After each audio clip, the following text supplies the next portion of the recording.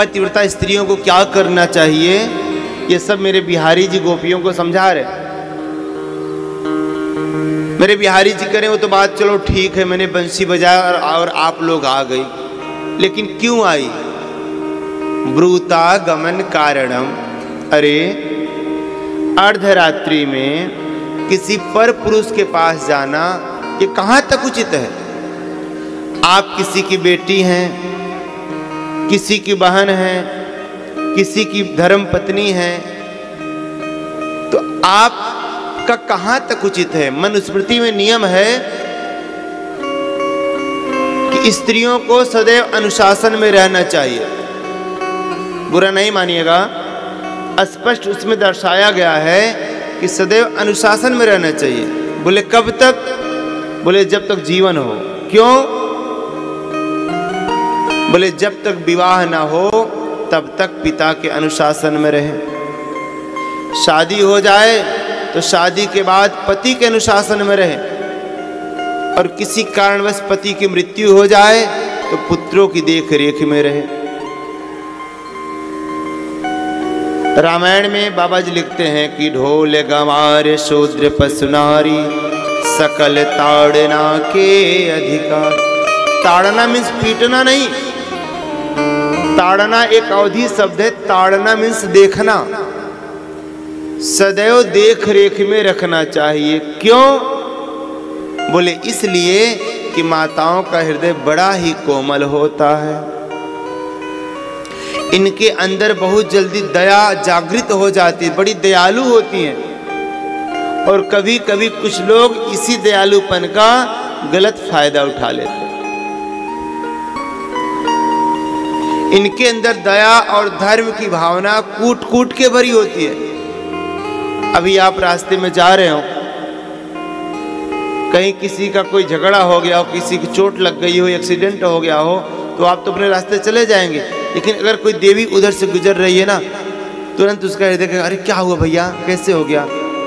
कहने का मतलब बड़े ही जल्दी हृदय पसीज जाता है, बड़े ही जल्दी भावुक हो जाते हैं। अतः पुरुषों की अपेक्षा स्त्रियों के अंदर दया की भावना ज्यादा होती है, धर्म की भावना ज्यादा होती है। अतः ये बहुत जल्दी ही ये इमोशनल हो जाते हैं, और कभी कभी लोग इसी इमोशनल का दुरुपयोग कर बैठते हैं। तो इसलिए इनको सदैव किसी न किसी की देख रेख में रहना चाहिए, ऐसा हमारा सनातन धर्म कहता है। अब आप लोग कितना फॉलो करें ये आपकी मर्जी है, कितना मानते कितना नहीं मानते, लेकिन सनातन धर्म का नियम है। तो आज भगवान वही शिक्षा दे रहे हैं कि देवी आप लोग किसी पर पुरुष के पास आई हो, और वो भी अर्धरात्रि में, ये कहां तक उचित है? ये उचित नहीं है। क्यों आई हो?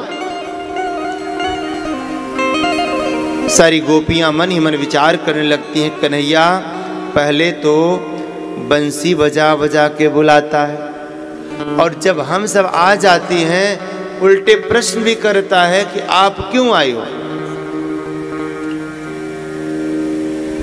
क्योंकि आप सबके तो कोई न कोई पति होंगे, आप लोग अपने अपने पति को, अपने अपने माता पिता को छोड़ करके आई हो। ये कहाँ का नियम है? ये कहाँ का धर्म है? जब धर्म की बात करने लगे, पति की बात करने लगे, तो सारी गोपियां एक पल को सारी ठमक गई, लेकिन तभी विचार किया कि कन्हैया को जवाब कन्हैया से दिलवाएंगे। एक गोपी कहती है प्रभु आप क्या कह रहे थे कि हम सब लोग अपने अपने पति को छोड़ करके आए हैं? महाराज मैं आपसे एक प्रश्न पूछती हूँ। कन्हैया ने कहा पूछिए। बोले एक नई नवेली गोपी की शादी हुई, वो दुल्हन बनकर के ससुराल गई, और गोपी जब ससुराल गई तो पूर्ण पतिव्रता धर्म का पालन किया करती थी। पति से पहले उठती थी, पति के चरण को स्पर्श करती थी, पति से पहले स्नान कर लेती थी, और पति स्नान आदि करके पूजन कर निवृत्त होता था, उससे पहले प्रसाद बना के तैयार कर देती थी, भोजन बना देती थी, और पति का पूजन करके तिलक करके पति को भोग लगा करके तब प्रसाद पाती थी। वो अपने पति में ही परमेश्वर का स्वरूप देखा किया करती थी। तो कृष्ण का है तो बड़ी अच्छी बात है भाई, पतिव्रता स्त्रियों का तो धर्म होना चाहिए, करना चाहिए। बोले लेकिन महाराज एक घटना घट गई। बोले क्या हुआ? बोले अचानक आर्थिक स्थिति बड़ी कमजोर हो गई उनकी। तो पति ने कहा कि प्रिय ऐसे कब तक चलेगा? ऐसा करते हैं ना, अब हम जरा विदेश व्यापार करने के लिए जा रहे हैं, क्योंकि अगर अर्थ नहीं होगा तो गृहस्थी कैसे चलेगी? भाई गृहस्थी चलाने के लिए धन की आवश्यकता पड़ेगी, तो इसके लिए मुझको कुछ कमाना पड़ेगा, तो मुझे बाहर जाना पड़ेगा। तो गोपी ने कहा ठीक है प्राणनाथ आप जाइए, लेकिन एक बात बताइए। बोले क्या? बोले एक पतिव्रता स्त्री का धर्म होता है कि बिना पति को भोजन कराए कुछ न पाए, पहले पति को खिलाए, पति की पूजा करे तब खाए। तो महाराज आप जब चले जाओगे तो मुझे कैसे पता लगेगा कि आपने भोजन किया है कि नहीं किया है? मैं आपसे पहले भोजन कर लूँगी, कहीं मैं आपसे पहले भोजन कर ली तो मुझको नरक जाना पड़ेगा महाराज, मुझे कैसे पता चलेगा? तो पति ने कहा एक काम करो। बोले क्या? बोले मेरी एक प्रति रख लो। प्रति मीन्स फोटो, एक विग्रह, और उसी में मेरे स्वरूप का दर्शन किया करो और उसी को भोग लगा दिया करो, और भोग पवा करके फिर अपने आप खा लिया करो, उसी की पूजा कर लिया करो, उसी की टीका कर दिया करो। बोले ठीक है। तो कन्हैया इतना कह करके वह गोपी का पति परदेश चला गया। अब तो गोपी का नियम हो गया, रोज सुबह उठती, पातिव्रत धर्म का पालन करती, जैसा नियम था। अब आप लोग कितना पालन करती हो ये आप लोग जानती होंगे, प्रेम से श्री राधे। लेकिन वो गोपी तो प्रतिदिन सुबह स्नान आदि करके पति को तिलक करती, पति को भोग लगाकर स्वयं प्रसाद पाती। लेकिन एक समय की बात, वो गोपी कन्हैया अपने पति की फोटो की पूजा कर रही थी कि तभी असली वाला पति, वास्तविक पति धन कमा करके परदेश से बाहर आ गया, बाहर से घर में आ गया। अब महाराज थका हारा 3 दिन का चला हुआ पति जब परदेश से वापस आया तो उस समय संयोग से वो गोपी पति के फोटो की पूजा कर रही थी।